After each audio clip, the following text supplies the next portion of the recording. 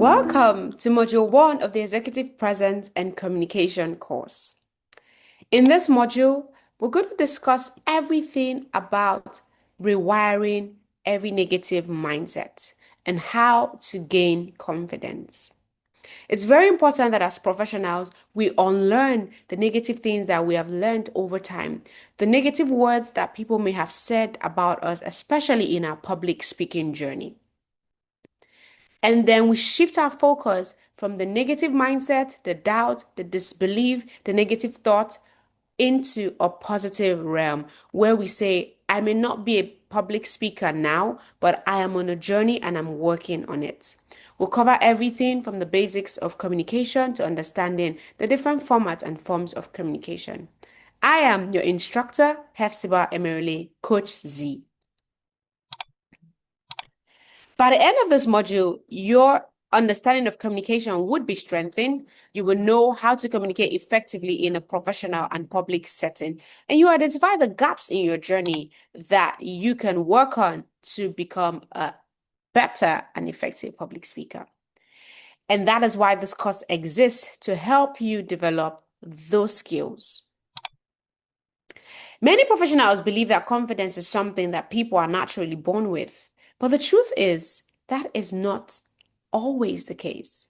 Why should that people may have some skills or inherent abilities in public speaking and communication, confidence, communication skill, just like every other skill, can be learned and developed. But this can only be done once we have a mindset shift, we prepare, we repeat the proven strategies that work for us, we're self-aware, and we intentionally practice. Research shows that over 75% of people globally face public speaking anxiety or just the fear of public speaking naturally, which is called glossophobia. It means that intelligent and capable individuals experience this fear. Thus, you are not alone. Some people have fears before presentation, the racing thought, the self-doubt, the physical nervousness when they're standing on stage or when they're overthinking while speaking. And most people are not afraid because they don't know the content or they don't know what to say. They're afraid of being judged, forgetting their words, or even just making mistakes, which would lead to them embarrassing themselves. I don't know if any of you here, as you listen to me, has faced any of these fears. Previously, a couple of years ago, I used to be afraid of being judged, but not today and not anymore. And sometimes people also overthink by saying, what if I forget my words? What if I sound nervous? What if people judge me? What if I make mistakes? There are lots of what ifs. And we're going to change those what ifs to saying, I know my content and I'm going to prepare for it. And even when things happen on stage that I did not foresee, I would know how to manage that. This is where we begin that journey of shifting your thinking. We shift our thinking from confidence begins from fear, we shift that to communication focused thinking. Rather than thinking about fear, rather than thinking about the negative things that could go wrong, we shift that to saying, how can I communicate this message effectively? And what can I do to overcome and reduce the anxiety and fear that I feel?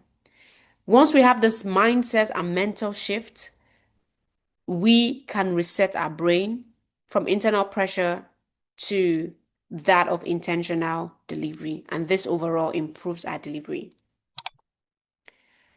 Another thing that's important in this mindset shift is building self-trust. Strong communicators trust themselves. They know their content like you. You know your content, you know your stuff. And this self-trust begins with preparation, practice, repetition, exposing themselves to speaking environment.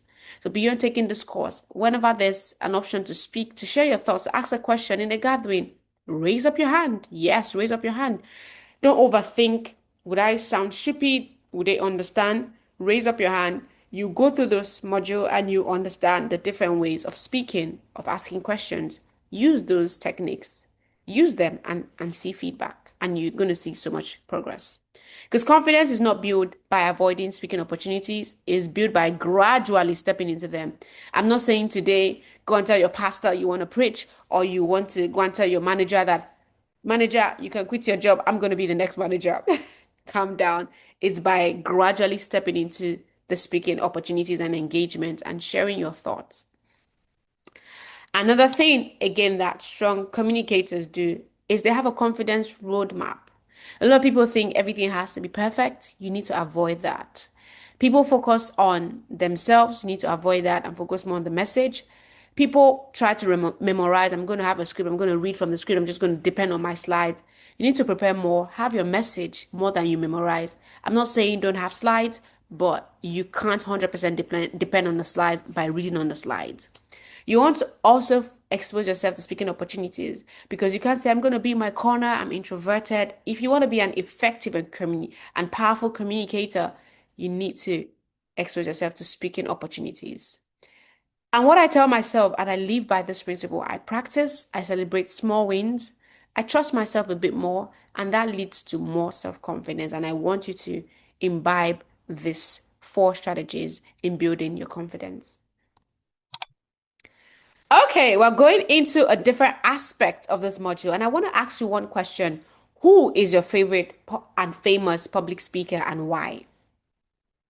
Think about this for 30 seconds, 1 minute. Write down a name in your notepad and let's go. I have observed, this is not an exhaustive list. There's a few names of people that came to mind when I thought about global public speakers, from Barack Obama to Eric Thomas to Oprah Winfrey to Simon Sinek to Bennett Brown, and I even want to add Stephen Bartlett, the UK and British entrepreneur. I've seen the way they use pauses, storytelling. I've seen the way Stephen Bartlett, for example, asks intelligent questions, but he didn't start by asking intelligent questions. He started from practicing communicating his thought, and over time, he became better at it. Simon Sinek, the man who wrote the popular book Know Your Why, Bennett Brown, Malala Yousafzai, these are great men and women and individuals that have used their voice powerfully through sharing simple ideas, storytelling techniques, being present, and communicating their message in a way that they are understood. One thing to note is that communication is a two-way street. The speaker would speak, but it's also in a way that the audience will understand. Because I can speak at you, I can tell you so much, but is my audience understanding me? Let's look at the forms and techniques used in communication. How do we connect, persuade, and inspire people? There are different types of communication, from verbal to non-verbal to written to visual, and now I can even say virtual communication like I'm doing right now, recording this course. And we've seen that after post-COVID and after the COVID-19 lockdown and breakout of the coronavirus, virtual communication is now a thing. It's a big thing. It's part of our lives, it's part of the world. And we're going to have a session where we talk about how do you show up as a communicator virtually. One message, whether you're introducing yourself, presenting yourself, and interviewing or responding or being a keynote speaker, you can have one message, but there can be different audiences and different delivery and different formats. For those who are interviewing and you're speaking to an interviewer, you want to deliver your responses in a clear, structured, and intentional way. What is intentional way? To get the job. And if you're delivering your presentation, you want to be clear so that you can be invited again and so that your audience can get the message. If you're in a professional workplace, you want to be more confident, you want to show that you know what you're doing, and you also want to employ a bit of diplomacy because you're speaking to different people, people who may not be convinced of you, people who may have different thoughts and perception about you, but you want to communicate effectively. And of course, in general public speaking, like you're with your friends, you want to connect with them. It's different when you're with your elders or with your mentors. You want to still connect with them and build a presence. And of course, when you're debating, you're there to win a point and you're speaking logically and you want to use the power of emotions to win the argument. I did a bit of research and I found out about the Mehrabian model, which some people know of and some people don't, but it blew my mind. And this is a model that's based on psychology, right? That 55% of communication is body language and 38% is tone of voice and 7% is only words. This blew my mind, and I see why people who speak use a lot of body language beyond just what they say. The perfect delivery and the powerful delivery of a public speaker is Everything from your words to your voice to your content and to your body language. What are some of the speaking techniques we have? We have changes in pitch, pace, volume, and pauses. Why is this important in speaking? It's on the aspect that people are not just going to listen to you in one voice. What do I mean by that? And this is why we have vocal variety, where we are changing our pitch, we're changing our volume, we're incorporating pauses so that our message can be delivered more powerfully. Imagine I came to this class today and to this course and I was speaking in this way. Hello, everyone. My name is Hefzibah. I was a software engineer. I'm a public speaker right now. And today I'm this. And you're welcome to Unlock Your Academy. And I continue with that tone of voice and with that pitch throughout. You'll be disengaged. You'll be like, who is this person? Have you listened to speakers that from the beginning of their speech to the end, they capture your attention? They are people that you just want to listen over and over and over and over again. It's important that we have a diverse range of vocal variety because it helps keep attention, it helps sounding monotonous or flat. And I always use this analogy. Imagine you're listening to music with just one note. It's going to be boring.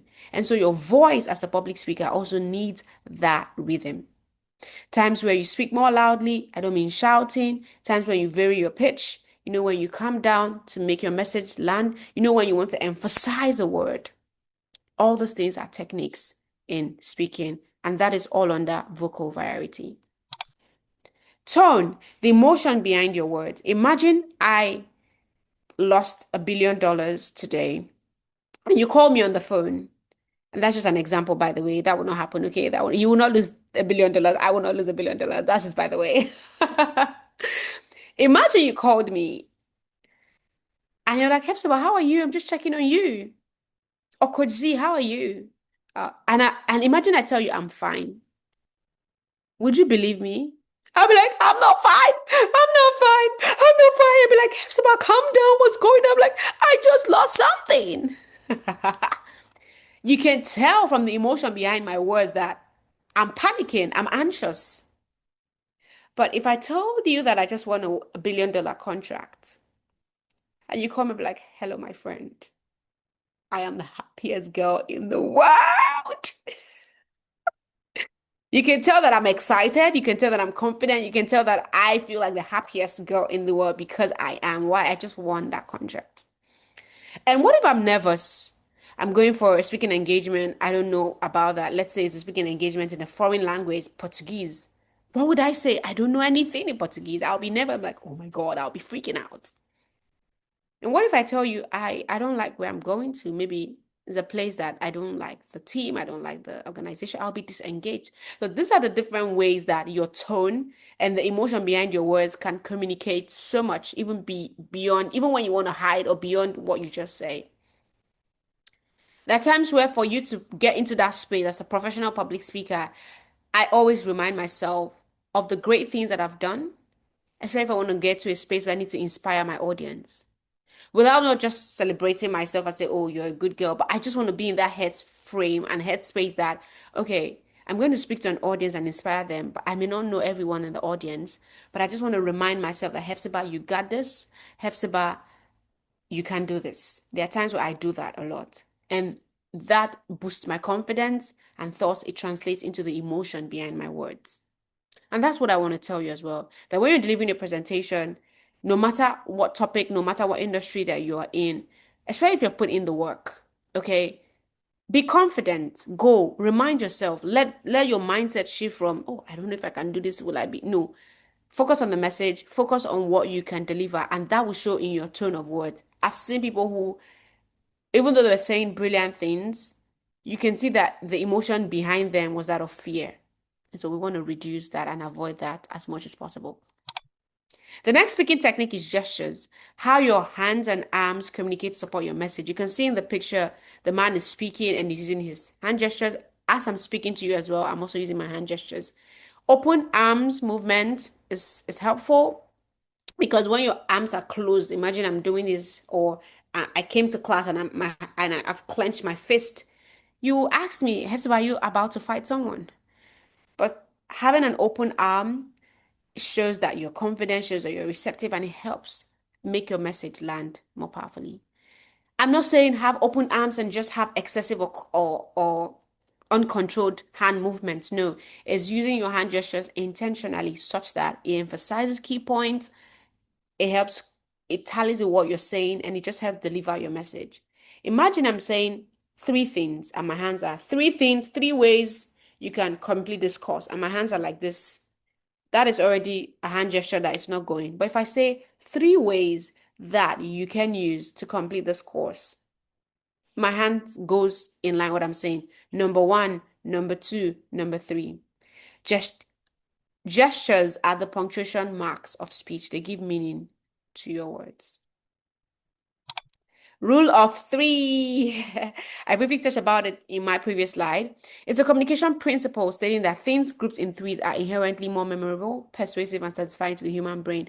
There's always a psychology of speaking. We can't talk about public speaking without even going into psychology, okay? And this rule of three is something that I did my research on and saw that it's a psychology. And I've seen it and I've tested it with people, previous participants that I've coached, and even on myself. Introduce what you say it, summarize what you said. Three key points. Because and even on the board, part one, part two, part three. Imagine I'm introducing myself. My name is Hefsiba Emerle. I'm from Nigeria. I've worked across 10 countries. You remember I'm Hefsiba from Nigeria, 10 countries. Like it's succinct. Of course, there are times where you need to say more things, but try to break it down into chunks such that it's not too much, it's not cumbersome. Never overload your audience with information, otherwise, they will not remember you or they will not even remember your message. Another speaking technique is stage presence.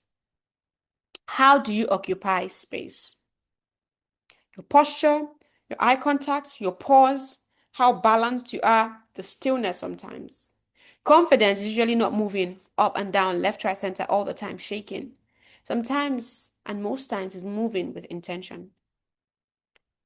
I tell my audience and tell my participants when I want to make a point or when you want to make a point, sometimes stand still. Imagine I'm speaking to you and I'm moving left, right, center, or I'm swaying or I'm dancing around. You will be distracted. Because mind you, your audience is focusing on you and they want to listen to you. And so while we are on stage, even virtually, we want to command that presence wherever we are. Okay. What is one thing that you've learned from today's session? Could be a word, it could be a phrase, it could be a sentence. And the second question I'll ask is, what action can you take today to implement what you've learned? I want to first of all thank you for listening. And I know you're going to have an assignment. And the assignment I'm going to tell you is, after writing the action that you take, I want you to also record yourself, deliver a 5 to 7 minute speech. Don't overthink it. I'm not looking for perfection.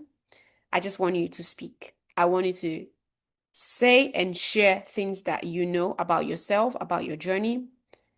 I don't want you to overthink it. I repeat again, don't overthink it. Just share because I want to see your public speaking. I want to see where you are. And then moving forward in different modules, we can then work and develop on that video. Thank you for listening. I'll see you in module 2. This is the Executive Presence and Communication course, and I'm your host and your coach, Coach Z. See you in the next module.